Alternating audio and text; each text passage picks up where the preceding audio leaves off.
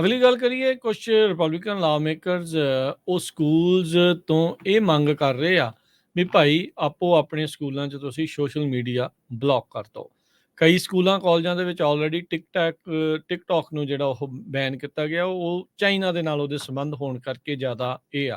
ਪਰ ਇੱਥੇ social media ਨੂੰ ਬੰਦ ਕਰਨ ਦੇ ਪਿੱਛੇ ਇਹ ਗੱਲ ਜਿਹੜੀ ਉਹ ਕੀਤੀ ਜਾ ਰਹੀ ਹੈ ਵੀ ਕਹਿੰਦੇ ਵੀ ਯੂਥ ਦਾ ਹਾਲਾਤ ਇਹਦੇ ਕਰਕੇ ਜਿਹੜੇ ਕਾਫੀ ਮਾੜੇ ਹੁੰਦੇ ਜਾ ਰਹੇ ਆ। ਉਹਨਾਂ ਨੇ ਨਾਲ ਇਹ ਵੀ ਚੇਤਾਵਨੀ ਦਿੱਤੀ ਵੀ ਜੇ ਤੁਸੀਂ ਨਹੀਂ ਬੰਦ ਕਰਦੇ ਤਾਂ ਜਿਹੜਾ ਈ-ਰੇਟ ਪ੍ਰੋਗਰਾਮ ਆ, ਜਿਹੜੇ ਇੰਟਰਨੈਟ ਫੰਡਸ ਮਿਲਦੇ ਆ ਸਕੂਲਾਂ ਨੂੰ, ਉਹਨਾਂ ਨੂੰ ਉਹ ਤੁਸੀਂ ਜਿਹੜਾ ਉਹ ਲੂਜ਼ ਕਰ ਸਕਦੇ ਆ।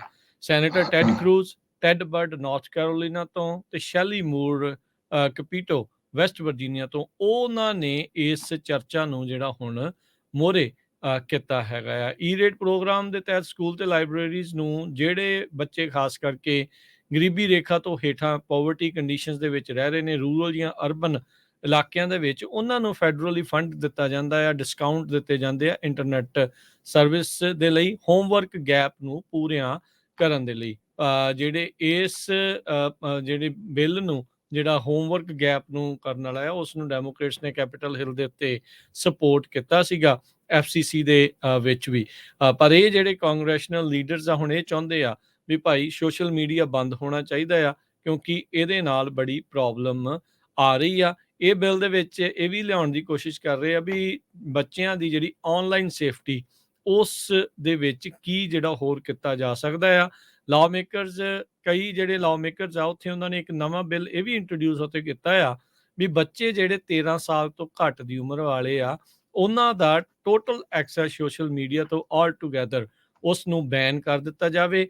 ਤੇ ਜੇ 13 ਤੋਂ 18 ਦੇ ਦਰਮਿਆਨ ਆ ਤੇ ਪੇਰੈਂਟਲ ਕੰਸੈਂਟ ਚਾਹੀਦੀ ਹੋਵੇ ਪਲੇਟਫਾਰਮਸ ਦੇ ਉੱਤੇ ਉਸ ਨੂੰ ਯੂਜ਼ ਕਰਨ ਦੇ ਲਈ। ਸੋ ਇਹ ਜਿਹੜੇ ਕੈਂਪੇਨ ਆ, ਕਹਿੰਦੇ ਵੀ ਇਸ ਨੇ ਹਾਲ ਦੀ ਘੜੀ ਹਵਾ ਜਿਹੜੀ ਉਹ ਜ਼ਿਆਦਾ ਫੜੀ ਆ, ਕਿਉਂਕਿ ਇਸ ਮਾਮਲੇ ਵਿੱਚ ਬਾਈ ਪਾਰਟੀਜ਼ਨ ਕੰਸਰਨ, ਦੋਨੋਂ ਹੀ ਧਿਰਾਂ ਇਹ ਮੰਨਦੀਆਂ ਆ ਵੀ ਨੈਗੇਟਿਵ ਮੈਂਟਲ ਇੰਪੈਕਟ ਜਿਹੜਾ ਆ, mental health impact social media ਦੇ ਕਰਕੇ, ਪਲੇਟਫਾਰਮਸ ਦੇ ਕਰਕੇ ਯੰਗਰ ਯੂਜ਼ਰ ਦੇ ਉੱਤੇ ਬਹੁਤ ਭੈੜਾ ਪੈ ਰਿਹਾ ਆ।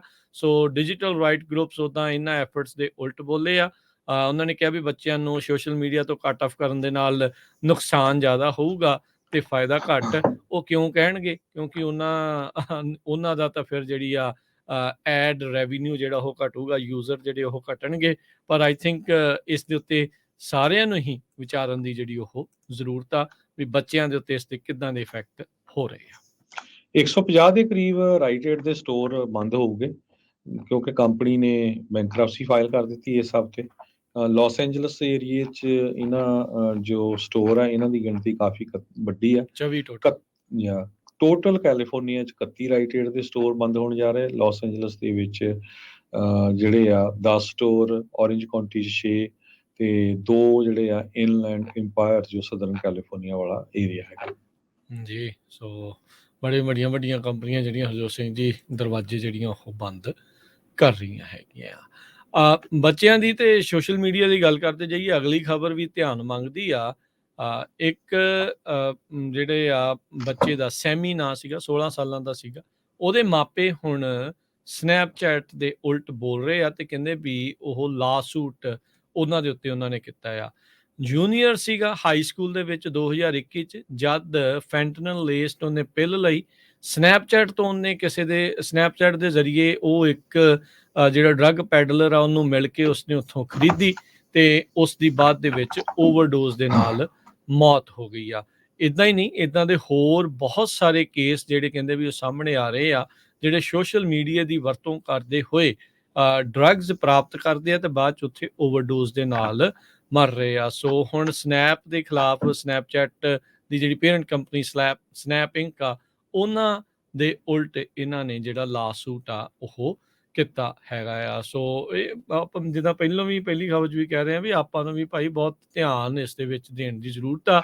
ਸੋਸ਼ਲ ਮੀਡੀਆ ਤੇ ਕੀ ਕੁਛ ਚੱਲ ਰਿਹਾ, ਕੀ ਕੁਛ ਹੋ ਰਿਹਾ ਆ, ਇਹ ਬਹੁਤ ਜ਼ਰੂਰੀ ਆ। ਕਈ ਵਾਰੀ ਸੋਸ਼ਲ ਮੀਡੀਆ ਦੇ ਉਹਦੇ ਕਰਕੇ ਨਿਆਣੇ ਖੁਦਕੁਸ਼ੀ ਕਰ ਜਾਂਦੇ ਆ ਤੇ ਹੁਣ ਇੱਥੇ ਡਰੱਗ ਦੀ ਰੀਚ ਜਿਹੜੀ ਆ ਸੋਸ਼ਲ ਮੀਡੀਆ ਦੇ ਜ਼ਰੀਏ ਵੱਧ ਰਹੀ ਆ, ਜਿਹਦੇ ਕਰਕੇ ਜਿਹੜੇ ਆ ਲੋਕਾਂ ਦੀ, ਬੱਚਿਆਂ ਦੀ ਜਿਹੜੀ ਓਵਰਡੋਜ਼ ਦੇ ਨਾਲ ਮੌਤ ਵੀ ਹੋ ਰਹੀ ਆ।